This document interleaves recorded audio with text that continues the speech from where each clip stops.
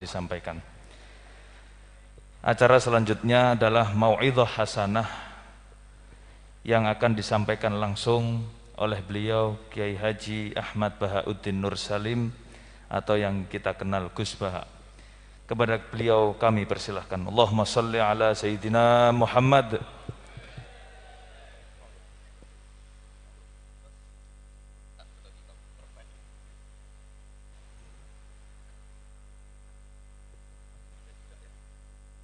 Pakai meja juga. Meja.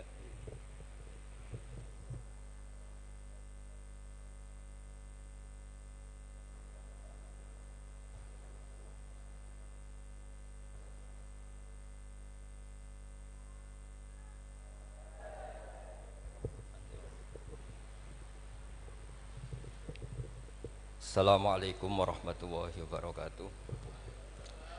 Bismillahirrahmanirrahim. Alhamdulillahirabbil alamin.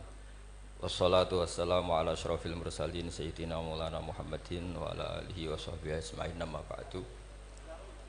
Yang sangat kula hormati paman kawula Kiai Haji Idris bin Abdul Hamid bin Abdullah bin Umar, Mustasyar PBNU sekaligus Wakil Presiden Profesor Dr. Ma'ruf Amin, yang sangat saya hormati, yang sangat saya kagumi Kiai Haji Mustafa Bisri, sedanten para habaib ingkang kula hormati, wabil khusus Habib Hasan Asgaf ingkang saya hormati, mas-mas kawula keluarga teng mriki ingkang kula hormati, yang masih haru nangis dawuh Gus Mus monggo diterusaken. Mergi ceritane niku mengharukan betul. Kula bagian sing santai mawon. Jadi di antara yang disesali Sayyidina Umar itu justru kesolehan Abu Bakar yang berlebihan, karena nirune terus kangelan. Terus kula mun ngertos niki kelakuane Mas Amak, Mas Aziz soleh pas-pasan supaya anaknya lebih ringan, itu jadi nirunya lebih ringan.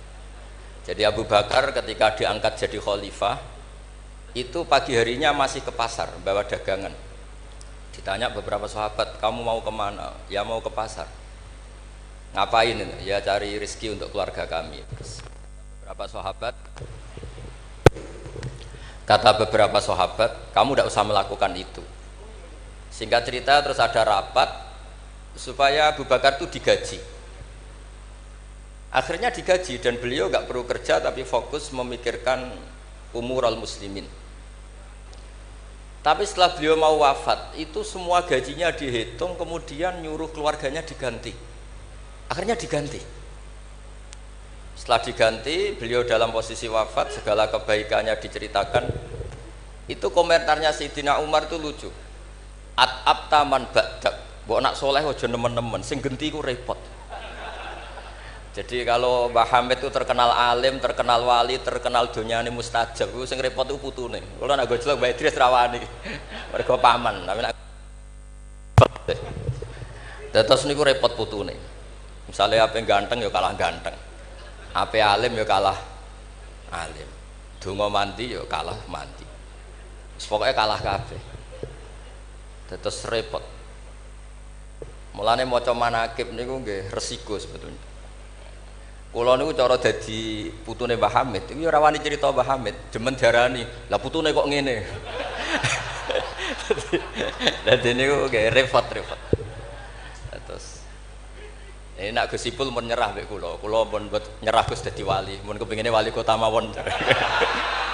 Niku mun cocokan kalian kula pas kawine napa nikahe Mas Aziz. Terus babai wali tadi dekne frustasi, mun frustasi. Mboten kepen dadi wali kados babai tapi terus kepen dadi wali kota. Itu kalau gak tawaduk ya frustasi memang. Kalau gak tawaduk ya frustasi. Tapi bagus lah. Karena ciri utama wali itu ngurusi amror ra'iyah, urusan apa? Rakyat. Jadi itu wali betulan maupun wali kota itu ada titik samanya, yaitu sama-sama memikirkan urusan apa? Rakyat. Bedanya yang wali betulan digaji Allah, yang wali ini digaji negara, itu saja bedanya. Tapi sama-sama al-ihtimam bi umuril muslimin, sama-sama serius mengurus urusannya orang-orang Islam. Saya kalau tadi saya memang menyiapkan materi yang ilmiah karena saya punya naskah nadzumanipun Sulam Taufik yang dinadzumkan Mbah Hamid, nanti saya terangkan. Tapi karena merujuk dawuhipun Mbah Mus, Mbah Hamid itu sepupu sama mbah saya, sama-sama lahir di rumah di Lasem di Al-Fakhriyah. Itu memang mulai dulu terkenal wali, mulai kecil. Tapi saya akan cerita dari sisi keilmuan beliau. Beliau lama sekali ngaji di Mbah Khalil Harun, jadi mertuanya Ki Bisri. Tapi lebih lama lagi ngaji di Mbah Dimyati. Mbah Dimyati itu 12 tahun. Sampai dapat julukan Abdul Juman. Juman itu satu nadzuman ilmu balaghah yang paling sulit. Jadi balaghah itu ada karangan Mustafa Al-Hulayaini, itu yang bentuk nasar itu masih gampang lah. Ada Jauharul Maknun itu masih gampang.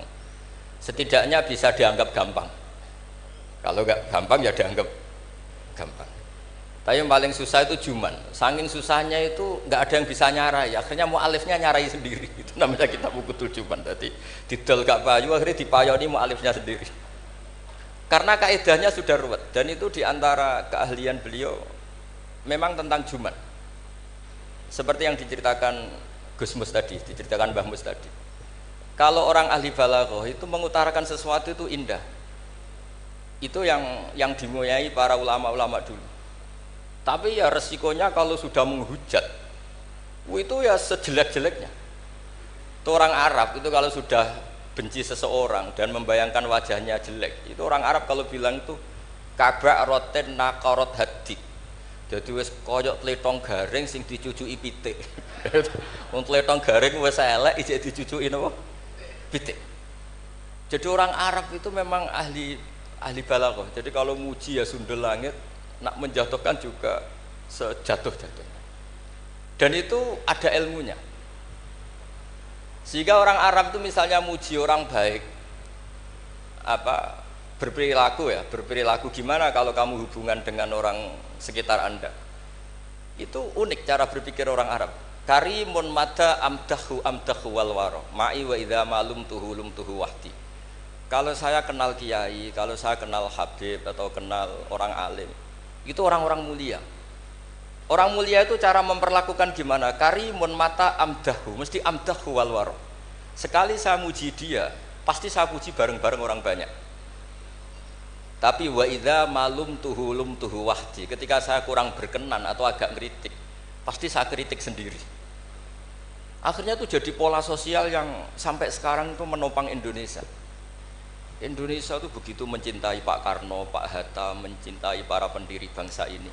Dan ketika mencintai itu diungkapkan secara publik. Dan ketika ada tidak cocoknya, misalnya ya apalah namanya orang kan ada tidak cocoknya, itu dimpet dewe. Jadi rodok-rodok buku sundupan kira-kira gitu karena memang itu etika yang benar. Jadi karimun mata amdahu wal waro ma'i wa idza malum tuhu wahdi. Orang mulia itu orang yang kayak apa? Orang yang ketika baik atau ketika kami puji, akan saya puji secara publik, secara massal, secara masif.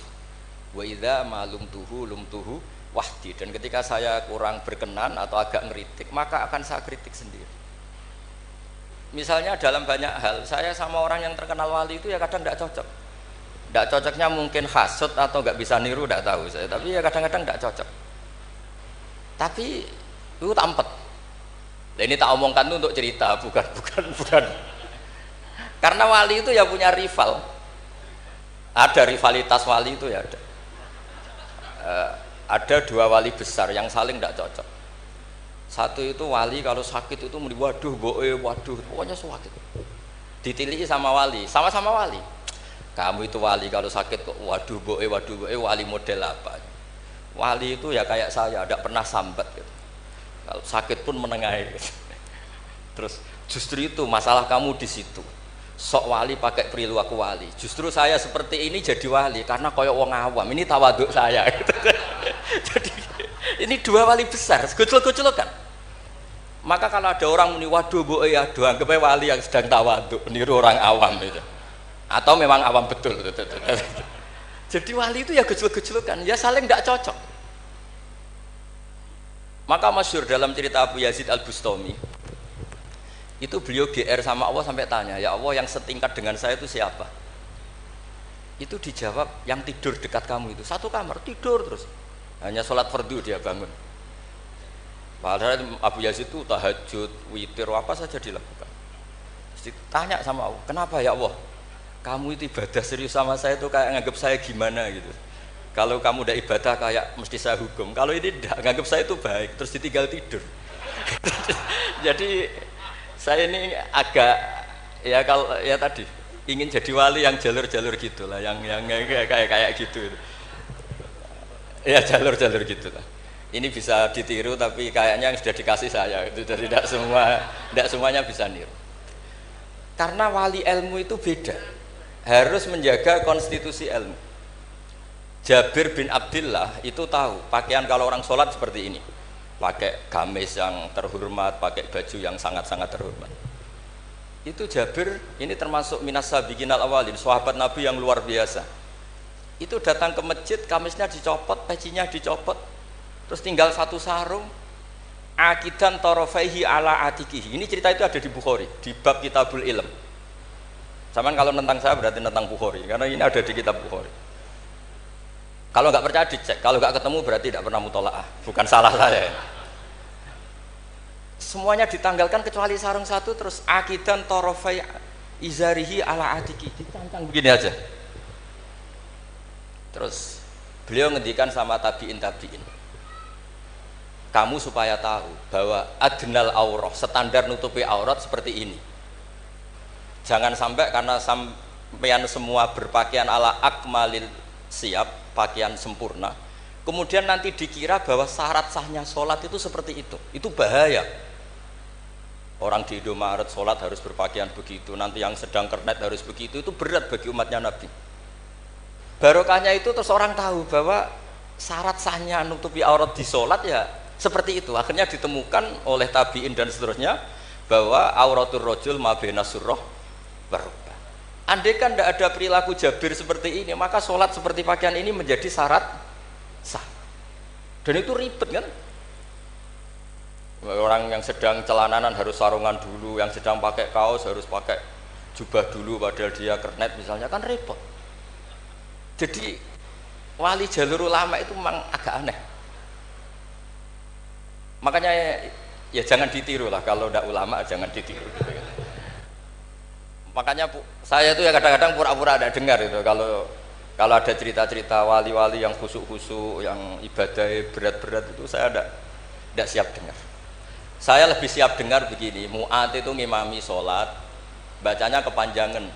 Alhamdulillah ditegur Nabi, kalau ngimami jangan panjang-panjang.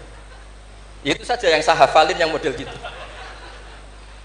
Andai kan Nabi hidup di zaman akhir, nggak perlu negur karena sudah kulhu semua. Berarti sampean kulhu dalam rencana Nabi gitu, karena sudah ada panjang-panjang. Tapi yang menjadi ditegur mungkin kok jadinya kulhu itu, kulhu terus itu. Jadi sebetulnya untuk menjadi wali itu ada banyak hal. Ada wali penjaga konstitusi ilmu. Sehingga kata Imam Nawawi, Tofa Rasulullah sallallahu alaihi wasallam raqiban wa yatufu ashabuhu musyatan. Nabi itu tawaf itu justru berkendara, naik unta. Padahal semua sahabat tawafnya itu jalan kaki. Kata Imam Nawawi, Nabi yang tawaf berkendara itu afdolu wa afdolu bi alfi darajatin dibanding tawafnya sahabat yang jalan kaki. Meskipun secara kaidah al ajur bi qadrit ta. Karena Nabi andaikan tidak tawaf raqiban maka akan dikira sarasatnya tawaf itu harus jalan. Dan itu kita kebingungan ketika harus tawaf pakai kursi roda, pakai kursi dorong. Tapi barokahnya Nabi tawafa raqiban maka akan ada konstitusi baru bahwa tidak menjadi syarat sahnya tawaf harus masyian, tapi sah secara raqiban. Jadi wali itu ya macam-macam. Sehingga kitab Sulam Taufik yang dikarang oleh Habib Alim Al-Alamah Abdullah bin Husain bin Thohir itu dikarang seorang Habib Alim Alamah Wali Abdal. Tapi ketika ngarang fikih itu diantara yang ditersangkakan itu apa? Ijabu malam yajib, mewajibkan sesuatu yang tidak wajib. Saya ini didikan Mbah Maimun, didikan bapak. Kalau Mbah Mun ngeluh gitu, Aku sakjane ya kepengen hak santriku tirakat terus apalah. Tapi tirakat itu gak wajib. Engko nak ijabu malam wajib aku dosa. Akhirnya keterusan kalau mboten saged tirakat. Jadi sing bagi yang tidak tirakat anggap aja nglakoni apa? Tidak boleh mewajibkan sesuatu yang tidak wajib. Sampeyan ndak boleh bilang santriku wajib puasa Senin Kamis. Wong jare kitab sunat kok arani wajib. Tapi resikonya nanti santri merata puasa Senin Kamis, mergo mbok arani sunat terus. Resiko mana? Tapi apapun itu ini ilmu. Sehingga kata Ibnu Hajar Al-Asqalani, dan ini kebetulan banyak yang niru tapi kita cukup punya argumentasi untuk tidak niru. Nabi itu sama sih ingat dawuhe Mbah Mun. Wong lakoni kitab ya aja nemen-nemen. Nak nemen-nemen kok kowe ya kaya wong-wong iku. Gak berusaha sebut lah ini sensitif. Wong-wong iku siapa kamu tahu? Nabi itu kalau habis sholat, karena Rasulullah SAW idan sorofa min sholatihi akbala alal hadirin atau alal musallin. Jadi Nabi setelah sholat, kalau beliau menghadap kiblat, setelah itu menghadap kemana? Ke timur, karena akbala alal hadirin. Tapi para syurrahul hadis, para syurrahul Bukhari itu menafsirkan itu tidak harus menghadap ke timur. Itu adalah bentuk maklumat dari Nabi bahwa imam setelah sholatnya selesai harus mengatakan sesuatu atau melakukan sesuatu apa saja untuk memaklumatkan kalau sholatnya sudah apa? Selesai. Kenapa itu harus demikian? Kata Imam Bukhari, kata Surahul Bukhari, orang itu berjalan 3 kilo, 7 kilo demi menangi Nabi itu jadi makmum. Bayangkan kalau Nabi tetap menghadap kiblat dengan posisi kayak tawarruk lungguh tahiyat akhir, nanti Nabi dikira masih sholat. Dan kalau orang itu takbir Allahu Akbar terus ikut duduk, sholatnya sah apa tidak sah? Tidak sah, karena dia menggantungkan sholat dengan orang yang sudah tidak sholat. Itu bahaya, secara fikih seperti itu udah bahaya. Karena irtibatus sholat biman laisa fi sholatin, dia menggantungkan sholat dengan orang yang sudah tidak sholat. Dan itu secara fikih bahaya, maksudnya bahaya dianggap gak sah. Untuk memaklumatkan itu maka Nabi menghadap ke timur kalau dalam konteks Indonesia, supaya mereka tahu kalau Nabi sudah tidak sholat. Nah, kiai-kiai Jawa pinter, penggantinya kalau madhep timur kok sawangane apa ngandani, akhirnya madhep ngalor. Ini sudah kompromi politik, ini sudah ada ngadep netan tapi madhep ngalor. Ada yang nggak madem ngetan, nggak madem ngalor, tapi mau istighfar, astagfirullahaladzim, astagfirullah. Sementing jangan tunjukkan dengan rokokan. Nah, itu nggak boleh. Jadi makanya nggak boleh membuang ilmunya ulama. Karena dengan penjelasan seperti itu sebenarnya yang paling pokok adalah pemakluman bahwa sholat ini sudah selesai, sehingga yang datang tidak menjadi makmum. Karena sekali yang datang posisi makmum itu nanti dia menggantungkan sholat dengan orang yang sudah tidak sholat. Kayak apa guru-guru kita? Dan itu bisa dipelajari dari kitab-kitab kesayanganipun Mbah Hamid. Saya dengan beliau kalau pakai keluarga, beliau sepupu mbah saya. Kalau pakai sanad guru ya misalnya saya sering ngaji sekali sama Mbah Maimun. Mbah Mun bisa lewat Mbah Zubair dulu ngaji Kiai Fakih Mas Kumambang yang di Gresik itu. Kiai Fakih ini ngaji sama Kiai Mahfud Termas. Berarti saya kelima. Kalau Mbah Hamid misalnya ini Gus Sama, Mbah Idris, Mbah Hamid, Mbah Dimyati. Mbah Dimyati itu adik kandungnya Kiai Mahfud Termas, juga muridnya. Jadi hitung sanad itu nanti ketemu semua di Sayyid Abi Bakar Sato, pengarang I'anatul Thalibin. Atau misalnya saya pakai Mbah Mun, Mbah Karim Lirboyo. Mbah Karim ini sama Syekhona Khalil atau sama Mbah Hashim. Setelah itu Mbah Mahfud ya sama dugi Sayyid Abi Bakar Sato. Karena Syekhona Khalil di beberapa manaqibnya itu pernah ngaji langsung sama Sayyid Zaini Dahlan, gurunya Sayyid Abi Bakar apa? Sato. Tapi ketika masih sebagai thalibul ilmi pernah ngaji juga di Sidogiri, pernah ngaji di mbah-mbah istrinya Gus Aziz ini di Kiai Nur atau di Kiai Soleh di Langitan. Jadi kesanatan guru kita ini sama. Di antara aturannya adalah tadi, konstitusi ilmu itu harus dijaga. Karena kalau nggak dijaga itu umat akan ngira itu aturan baku, dan itu bahaya. bahaya sekali, bukan sekedar bahaya tapi bahaya sekali. Sehingga Sayyid Abdullah bin Husain bin Thohir dalam Sulam Taufik itu di antara pantangannya ahlul ilmi itu ijabu malam yajib, mewajibkan sesuatu yang tidak wajib. Makanya saya sering nangis andaikan orang-orang Islam itu ikhlas dan berperilaku kayak umumnya orang, itu jadi wali semua. Karena yang qobliyah terus ya baik, yang ba'diyah terus baik, yang tahajud witir ya baik. Tapi bayangkan misalnya ada orang mau masuk Islam, kebetulan sing didelok orang seperti itu rasido Islam kira-kira. Duha 8 rakaat. Salat duha itu paling afdal kan 8. Duhur qobliyahnya 4, ba'diyahnya 4. Asar qobliyah, ba'diyahnya goblok kalau asar. Bukan dipuji karena salah. Maghrib salat awabin sampai isya. Isya itu witir itu sebetulnya 11 rakaat. Ditambah ba'diyah isya berarti 13 rakaat. Iku kira-kira sing apik Islam ora sida, mergo wegah salate. Tapi baru kayak wong Islam sing ra soleh-soleh, salate pas pendak maktubah. Wah, ketok Islam kok gampang. Ijek rokokan, bareng komat pateni terus melok salat. Bar salam balik nang rokoke dirokok. Ya sudah gitu sampai mati gitu. Kok penak, ternyata Islam itu tidak berat. Itu juga ada sanadnya. Ada seorang Arabi tanya, ya Rasulullah, Islam itu apa? Khamsu sholawatin. Terus dia tanya, hal alayya ghairuha ya Rasulullah? Qala la illa anta tawwa. Gak isiku tok pas. Sampai 5 rukun Islam dijawab. Dan si Bedui ini bilang apa? Wallahi la azidu ala dzalika wala angkus. Saya demi Allah, tidak akan saya kurangi, tidak akan saya tambahi. Pas ya Rasulullah. Tapi ini Islami Bedui loh, sama nak niru nggih monggo. Tapi apa kata Nabi? Man sarrahu ayyang dzura ila ahlil jannah falyangdzur ila hadza. Siapa yang suka melihat ahli surga, lihat orang ini. Orang yang sudah bersumpah tidak akan menambah ibadahnya sama sekali. Kamu tidak boleh niru itu. Tidak usah saya larang juga sudah sebagian begitu.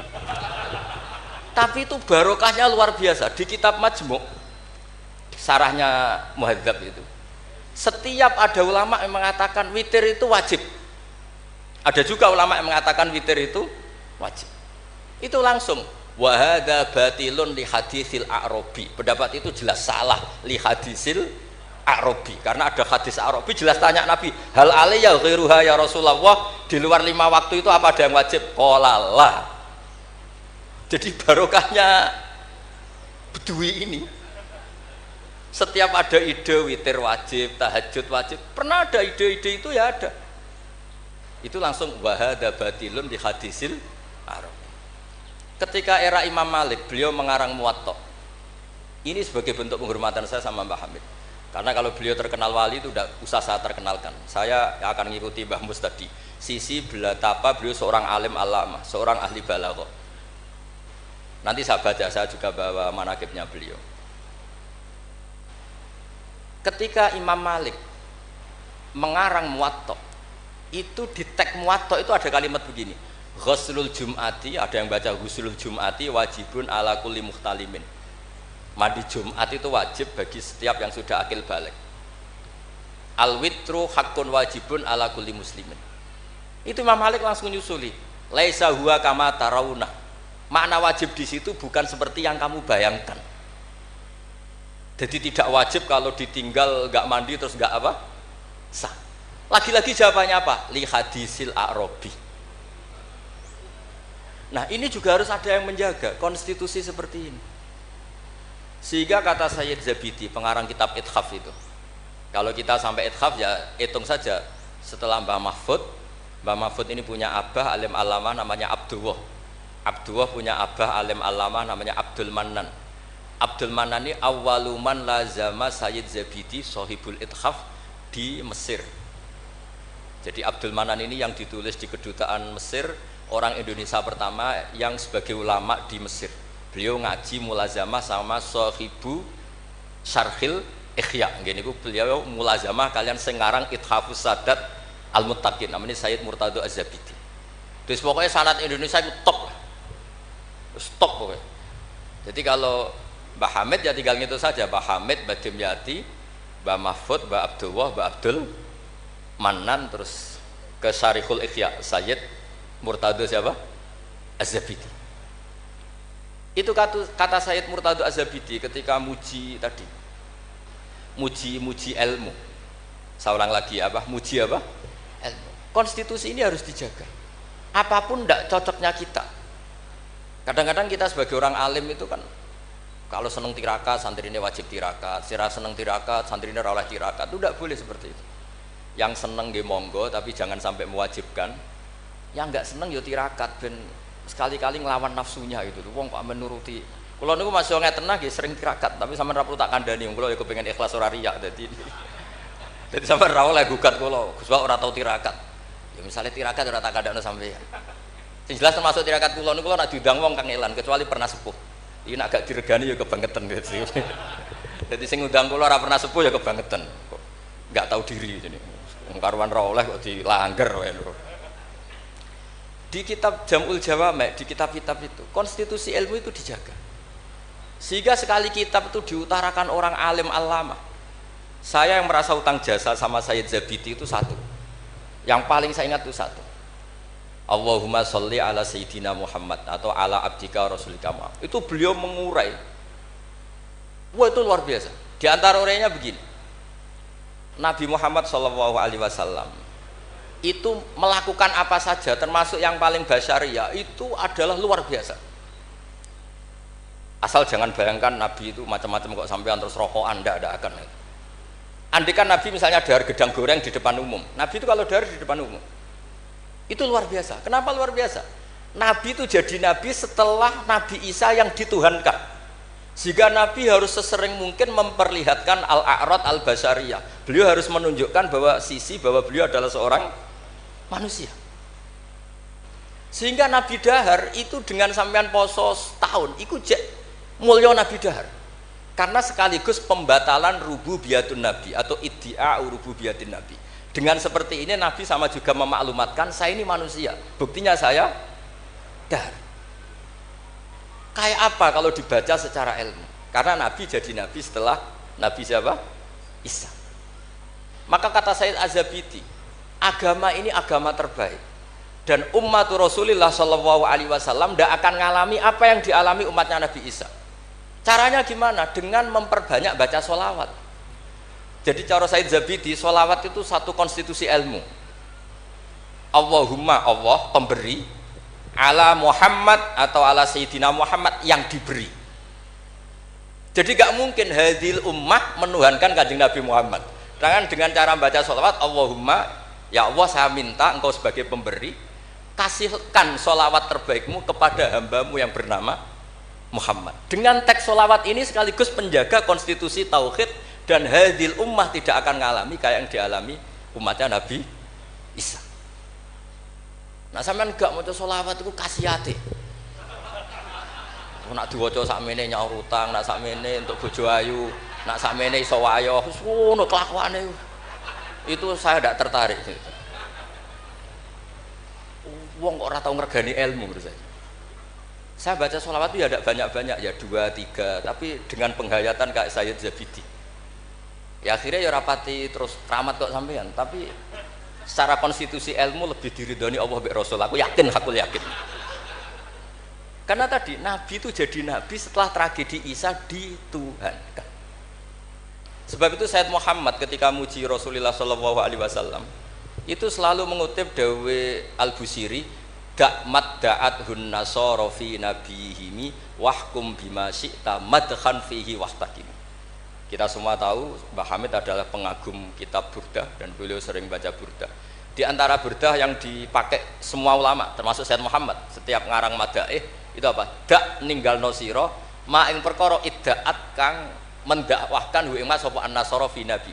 Yang penting kamu muji Nabi, aturan dasarnya apa? Tinggalkan apa yang pernah dilakukan orang Nasrani, yaitu saking mujinya Nabi Isa sampai menuhankan Isa. Itu saja kamu hilangkan. Da'mat da'athun nasara fi nabi. Setelah itu kamu tanggalkan, kamu hilangkan wahkum bima syi'ta madkhan fihi takim. Setelah itu kamu muji Nabi Muhammad sundul langit gak apa-apa, asal sudah meninggalkan da'mat da'athun nasara. Dan itu kata Sayyid Zabidi, kita tidak usah susah-susah. Dengan membaca sholawat itu sudah seperti itu, karena kamu minta Allahumma ya Rabbi, berarti Allah posisi pemberi karena Tuhan. Nabi apapun ala qadruh, apapun tingginya derajatnya Nabi itu posisi penerima. Sehingga kita muji Allah karena Dia Tuhan, dan muji Nabi sebagai ahabbal khalqi ilallah, yang paling berhak mendapat afdholas sholawat minallah. Nah coba kalau orang Islam baca sholawat kayak itu, kayak apa luar biasanya? Itu yang bisa seperti itu siapa? Lagi-lagi ahlul ilm. Kalau tidak ahlul ilmi ya kasiyate tadi.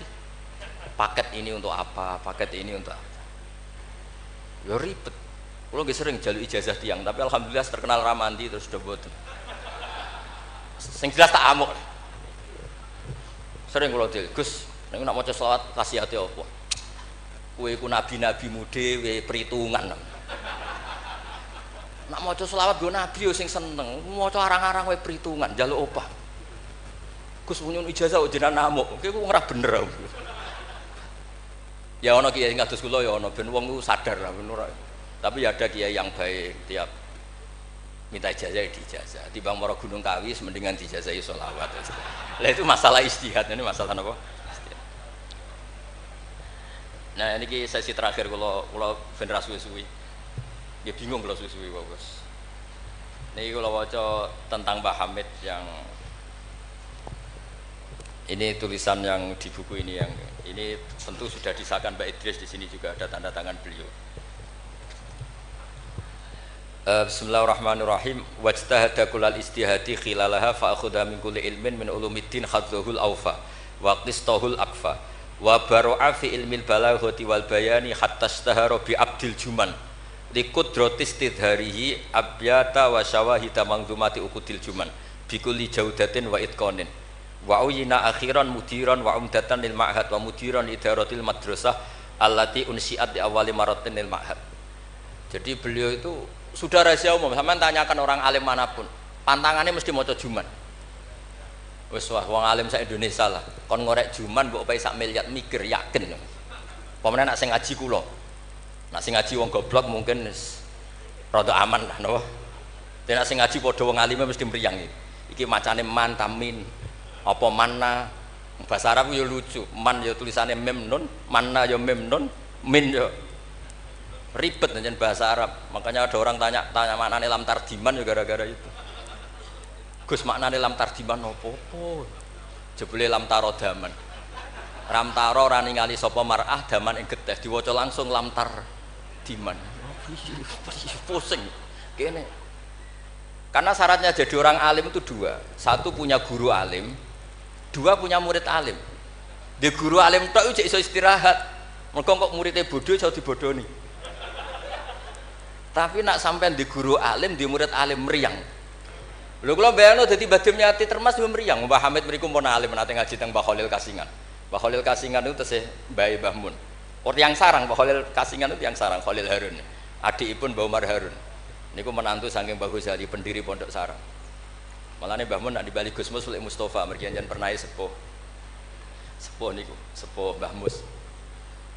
Niku Ibnu Hajar Al-Haytami. Niku muridé Zakaria Al-Ansori. Zakaria Al-Ansori di guru jenenge Ibnu Hajar Al-Asqalani. Nek ape ngaji yo meriang, mergo kon maca. Ah, waca. Gurune alim alama. Nek ape mulang yo meriang, mergo muridé alim. Aku nak ora bener diguyu Ibnu Hajar Al-Haytami. Dadi dhekne udah guru alim, dhe murid. Makane sumpek. Dene Zakaria Al-Ansori sumpek. Masyhur beliau. Lima da kunta aliman hatta staharta bi Syekhil Islam. Jape li anni dukiktu baina hajuraini. Masyhur. Aku digebek watu loro. Ya aku nak ngaji yo sumpek perkara di guru alim alamah. Nak ape mulang yo sumpek mergo di murid alim alamah. Ya meriang. Jadi akhirnya yo nak ngaji yo mutolaah, nak ape mulang yo mutolaah. Mergo muridnya pinter. Zaman itu terkenal Ibnu Hajar Al-Haytami, alim alamah. Wong karangane luwih akeh dibanding gurune. Jadi mulane di murid orang alim ya barokah maksudnya sampean. Dadi aja men ngeluh murid kok uga alim-alim, iku Allah sudah nyediakan berkah. Kena muridmu alim iku meriang. Mulane sing syukur, sing syukur urip sing syukur, ora usah bayangno sing aneh-aneh. Gus kula pengen di murid sing alim-alim. Allah ndak menyediakan itu. Nek iku nyata, iku ribet. Mulane donga dikira-kira. Donga sekali ra bener iku mari trauma.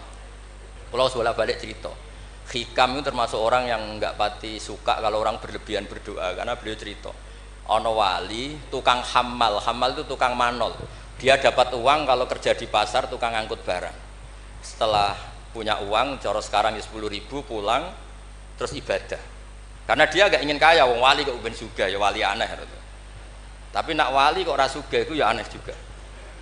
Karena nak kepen sugih berarti toma, nak gak sugih berarti rapati durusi pangeran.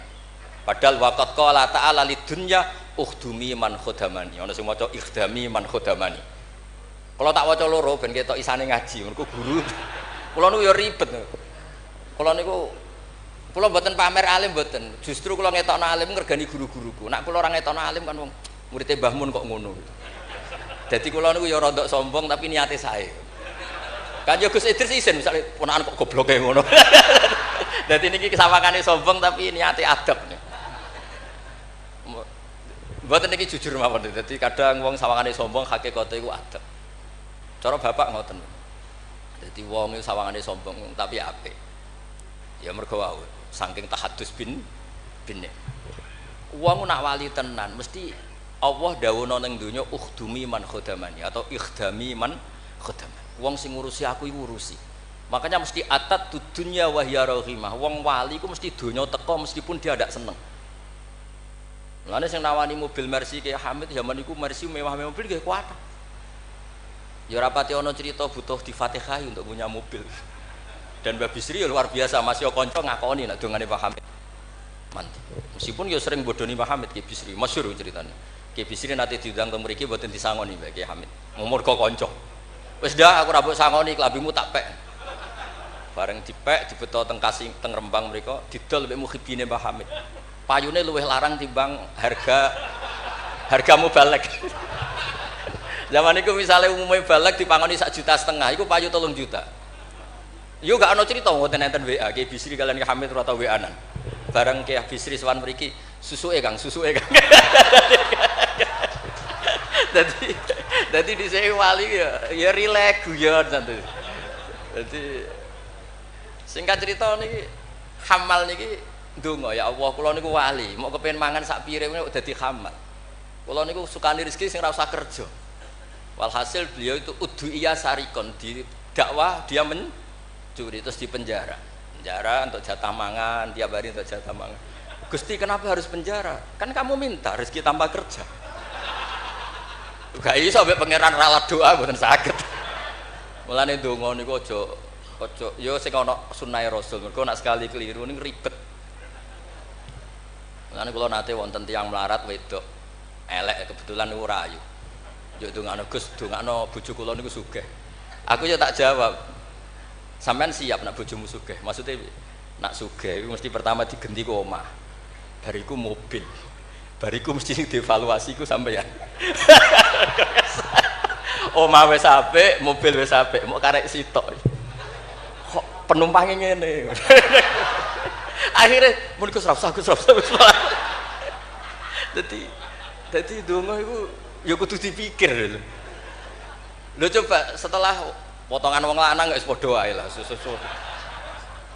coba ketika omahe mewah mobile mewah misalnya Alphard terus yang mlebu seperti itu ya gak usah dijelaskan itu kan. Coba apa yang kira-kira dievaluasi rumah sudah diganti mobil yang kira-kira diganti apa coba sakit mboten Gus naoten mboten sabar. Jadi kula berkali-kali membatalkan doa karena timbang donga ketok ramandine atau ya sudah seperti itu. Niku nggih trik niku, ketularan gosipul politik niku. Itu sangat politik. Mun kula maca mawon sing mudawwan. Nah, saya senang kalau buku tentang beliau itu mudawwan. Karena kalau tidak mudawwan itu nanti nasibnya Mbah Hamid kayak les. Al-laitsu afqahu min Malik illa annahu daya'ahu ashabu. Itu dawuh Imam Syafi'i. Sebetulnya Imam Lais itu lebih alim ketimbang Imam Malik dalam hal fikih. Illa annahu daya'ahu ashabu, tapi ashabnya Les menyia-nyiakan. Artinya gini, Imam Les itu punya karangan, punya perilaku, tapi sama murid-muridnya tidak didokumentasi. Akhirnya orang tidak tahu lagi Imam Les. Padahal itu rival debatnya Imam Malik. Makanya penting bagi ini ada Gus Sama, ada Mas Aziz supaya mengabadikan tulisan-tulisan Pak Hamid, termasuk Nadzuman Sulam Taufik. Karena bikin nadzuman itu tidak gampang. Dari kata nasar, prosa, dinazumkan itu kan butuh keahlian. Karena nadzuman itu harus notnya sama, akhirannya sama. Mengganti kalimat yang prosa itu kan tidak gampang. Ini sudah saya cek karena saya tiap hari juga baca Sulam Taufik. Itu sama sekali nggak ada yang dibuang dari kata aslinya. Kata aslinya yang di Sulam apa? Taufik. Jadi seni bikin nadzuman itu ya tidak gampang. Misalnya begini, saya beri contoh yang terkenal ya. Kenapa saya milih yang terkenal supaya lebih gampang. Zaman Sayyidina Ali karramallahu wajhah masih sugeng itu ngendikan begini. Yaqsimu dhuhri, ada riwayat qasama dhuhri rajulani abidun jahilun wa alimun fasikun. Yang merusak Islam itu hanya orang dua, orang abid tapi bodoh, orang alim tapi fasik.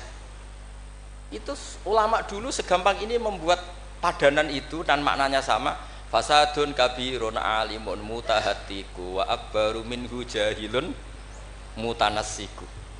Kerusakan besar kalau ada orang alim yang fasik, tapi lebih rusak lagi kalau ada orang bodoh ahli ibadah. Itu ya Anatut Thalibin, Said Abi Bakar Sato, gurunya Mbah Mahfud. Berarti Mbah Hamid, Mbah Dimyati, Mbah Mahfud, Said Abi Bakar apa? Sato, berarti guru keempat. Itu punya cerita. Kenapa orang alim yang fasik afdalu min jahilin mutanassik atau min jahilin abidin? Terus dua orang ini berdebat, ya apik wong bodoh lah, piye ahli ibadah, tetap apik, mula wong alim tapi fasik. Dua orang ini akhirnya sepakat. Marani wong bodoh sih. Marani wong bodoh ya pasti ibadah jenenge wong bodoh. Ibadah. Dua orang ini ya rada kurang ajar wong loro. Ya fulan ana rabbuka, aku iki pangeranmu. Suweneng aku kowe nyembah aku terus. Tapi mulai saiki wis tak bebasno. Sesuk-sesuk ra ibadah ra apa-apa, wis tak ridani, tak ridani. Aku langsung nih, hore sesuk wis bebas. Saking bodone. Umpama dekne ngaji kan ngerti. Sautullah harfu iku Allah iku nak ngendikan gak nganggo sautun ka sautil adam. Umpama dekne tahu ngaji kan Allah iku mukhalafatul. Ora mungkin Allah kok di swara kaya ngono iku ora mungkin. Tapi matur nuwun Gusti, matur nuwun Gusti. Mulai sesuk kula mun mboten salat malih. Menang sing sitok, delok bodho. Wis, akhirnya golek wong alim sing fasik. Itu lagi pas mabuk jenenge fasik. Mabuke jeneng masjid bisa. Wong alim piye bisa bau-bau masjid. Mabuk ning masjid.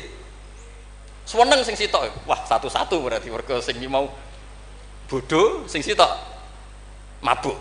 Seneng sing dia pendapat ya apik wong abid sing bodoh timbang alim fasik. Mergo pas mabuk. Oleh muni ya padha kok pager. Ya fulan. Ama tastahi minni ana rabbuka. Mbok wong diisin to ambek aku pangeranam ndelok kowe kok amen mabuk. Si wong alim mau masuk mabuk iki jadi sisa-sisa alime. Golek pedang. Ya fulan ulimu kal ana rabbak. He fulan tak ulang pangeranku sapa? Ono pangeran kok nyuwara. Dibedak. Artinya dekne jek memenuhi definisi ilmu nak Allah mukhalafatul lil hawadis. Wis mabuk lho cek waras. Ya maksudnya nak iso ya aja bodoh, aja ngono, maksudnya nak iso. Tapi ini kalau cerita tentang Mas Sama, tentang Mas Aziz ini mas-mas kula sedanten. Enggak gampang. Jangan kira terus ini hanya nukil, enggak gampang. Dari lafat apa? Nathar, prosa, kemudian menjadi apa? Nadzuman kayak tadi dari qasama dhuhri rajulani. Terus diganti apa? Fasadun kabirun alimun mutahatiku wa akbaru minhu jahilun mutanasib. Ini saya beri contoh ya. Tak beri contoh. Mari sampean dorang tidak semuanya ngaji Sulam Taufik. Nah, kalau ngaji terus radi ngertos dari teks aslinya. Misalnya begini ya, ini yang Hatmun alal mukallafid dukhulu fi dinina ja'a bihi rasulu ma'a subuti fihi bidawami wa akhdhi lazimin la ahkami. Ini kan persis teks di aslinya. Sampean siapapun yang ngaji Sulam Taufik pasti tahu. Terus kada kafis sifati wal af'ali subhanahu an al-sunil juhali. Ini mengganti ta'ala amma yaqulu na'uluwang kabiro. Ursila rahmatan ilal makhluqi turran wal ma'rufu bil masduki. Ini berarti pengganti kata rahmatan lil alamin. Terus ini yang yalzamu kullu muslimin ayyamna'a islamahu wa saunu amma qata'a min qaulin aw fi'lin aw i'tiqadi wa walladhi yatuna birtidati. Ini kan waqad fasha tasahulul kalami fi zamani mukhrijil islami. Itu kan di apa? Di kitab Sulam Taufik memang kalimatnya seperti itu. Wa yaksuru fi hadzal zaman at-tasahul fil kalam begini-begini sampai keluar dari mereka kalamun sing mengeluarkan mereka dari napa Islam. Terus di sini diganti waqad fasha tasahulul kalami fi zamani mukhrijil islami wala yaruna dzaka dzamban fatla angkau nidzakal fi'li kufron asla. Itu kan meskipun kamu hanya dengar itu persis seperti kata nasarnya, tapi oleh Mbah Hamid digubah, monggo Mbah Firdaus, sedemikian supaya menjadi nadzuman yang mudah dihafal. Jadi itu butuh malakah. Nah, kenapa beliau punya malaka itu? Karena ketika ditermas di antara kitab yang beliau kaji itu adalah Uqudul Juman sampai punya gelar Abdul Juman. Jadi saking mulazamahnya, kayak kamu kalau suka uang itu kalau orang Arab bilang Abdul Dinar. Makanya Nabi kalau ngeritik tak isa Abdul Dinar, tak isa Abdul Dirham. Jadi kalau orang menekuni sesuatu itu disebut apa? Abdul. Itu dulu Kiai Hamid ditermas sampai punya gelar Abdul Juman. Saya kira ngoten nggih mun masyhur sedanten. Assalamualaikum warahmatullahi wabarakatuh. Waalaikumsalam warahmatullahi wabarakatuh. Hadirin hadirat rahimakumullah, demikianlah mau'izah hasanah dari Kiai Haji Ahmad Bahauddin Nur Salim. Semoga dengan dua mau'izah yang disampaikan oleh Kiai Haji Mustafa Bisri dan Kiai Haji Ahmad Bahauddin Nur Salim ini kita bisa banyak mengambil faedah, bisa banyak mengambil ilmu, dan bisa memahami Islam secara lebih baik dan lebih indah. Hadirin hadirat rahimakumullah,